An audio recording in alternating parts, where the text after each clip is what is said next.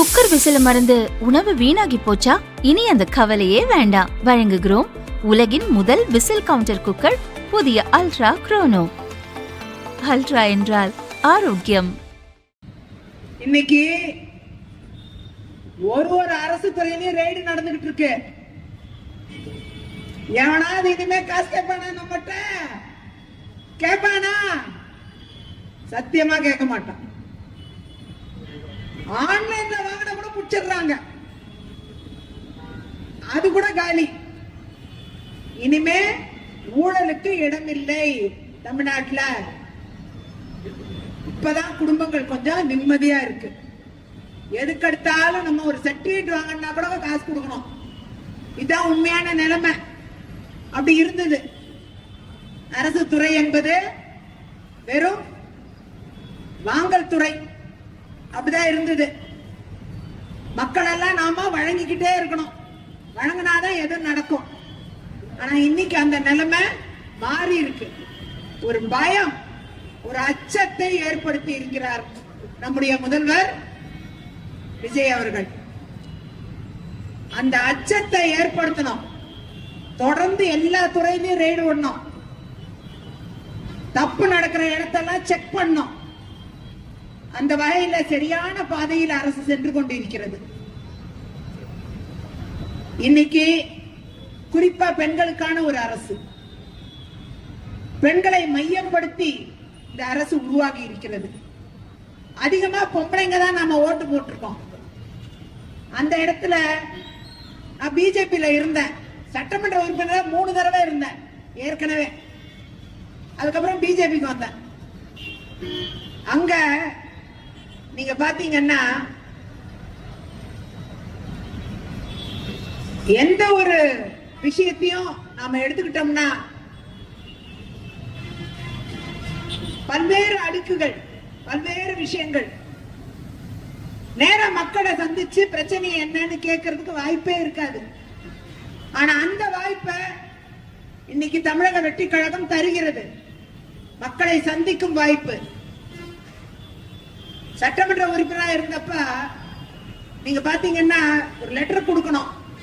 நான் வந்த எல்லாருக்கும் லெட்டர் கொடுத்துருவேன், நான் கொடுத்துருவேன்.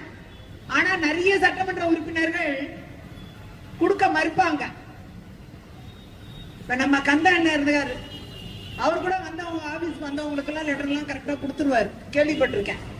இப்ப நம்ம தம்பி சரவணன் இருக்காங்க, டெய்லி அவர் ஆபீஸ் வாசல்ல ஒரு 200-300 பேர் தினந்தோறும் ஆள் வந்தபடியே இருக்கு. அதான் மக்கள் பணி என்பது. நீங்க மக்கள் பணியை குறைச்சி எடை போடவே கூடாது. தினந்தோறும் மக்களை சந்திப்பவர்கள் உண்மையாகவே நான் சொல்றேன், தங்களுடைய முழு உழைப்பையும் நேரத்தையும் குடும்பத்தையும் மறந்து செயல்பட்டு கொண்டிருக்கிறார்கள். அதற்கு என் மனமார்ந்த வாழ்த்துக்களை தெரிவிச்சுக்கிறேன். இந்த நேரத்தில் நாம பார்க்க வேண்டியது என்னன்னா, ஒரு அரசு எத்தனை ஒரு 60 வருஷமா நம்ம எதிர்பார்த்த ஒரு அரசு இப்பதான் வந்திருக்கு. 60 வருஷம் ஆட்சி புரிஞ்சவங்க பாத்தீங்கன்னா ஏதோ ஒரு வகையில அரசியல் பண்ணிக்கிட்டே இருப்பாங்க. மக்களுக்கு நல்லதை கொண்டு சேர்க்கவே இல்லை. அதான் உண்மை. வருத்தத்தோட சொல்ல வேண்டியதா தான் இருக்கு. கேட்டா மத்தியிலிருந்து நிதி வரல, இங்க ஒண்ணுமே நடக்காது, வேலை நடக்காது. அதே நேரம் மக்களுக்கு ஏதாவது செய்யணும்னா உடனே செய்யக்கூடாதுக்கான காரணங்களை தேடுவாங்க. ஆனா இன்னைக்கு தமிழக வெற்றி கழகத்தின் அரசு, தலைவர் ஜோசப் விஜய் அவர்களின் தலைமையிலான இந்த அரசு எப்படியெல்லாம் தேடி பிடித்து நிதியை கண்டுபிடித்து அதை மக்களுக்கு எப்படியெல்லாம் செய்து முடிப்பேன் என்ற உறுதிப்பாட்டோடு செய்து கொண்டிருக்கிறார். அவருடைய அந்த வலிமை, அவருடைய அந்த திறன்.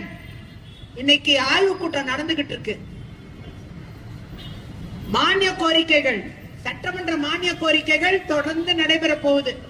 ஆகஸ்ட் மாசத்துல துறை வாரியா நடக்கும், 54 துறைக்கும் நடக்கும். அப்படி எல்லா மானிய கோரிக்கைகளும் டிமாண்ட்ஸும் நடக்கும் போது என்னெல்லாம் நிறைவேற்றப்படணுங்கிறதுக்கு இந்த ஒரு மாசம் முழுக்க ஒவ்வொரு துறையா ஆய்வு செய்துகிட்டு இருக்காரு இது மாதிரி ஆய்வு இதுக்கு முன்னாடி இந்த அரசுகள் செய்யவே இல்லை. இதான் உண்மை. எனக்கு நல்லா தெரியும். நான் பல ஆண்டு காலம் சட்டமன்றத்தில் இருந்தவர், 13 வருஷம் சட்டமன்றத்தில் இருந்தவர். எனக்கு எல்லாம் நூக்கண்காணல் நல்லா தெரியும். இத மாதிரி ஆய்வு கூட்டம் நடத்துற முதலமைச்சர் நம்முடைய தலைவர் விஜய் அவர்கள் தான். என்னால உறுதியா 100% சொல்ல முடியும்.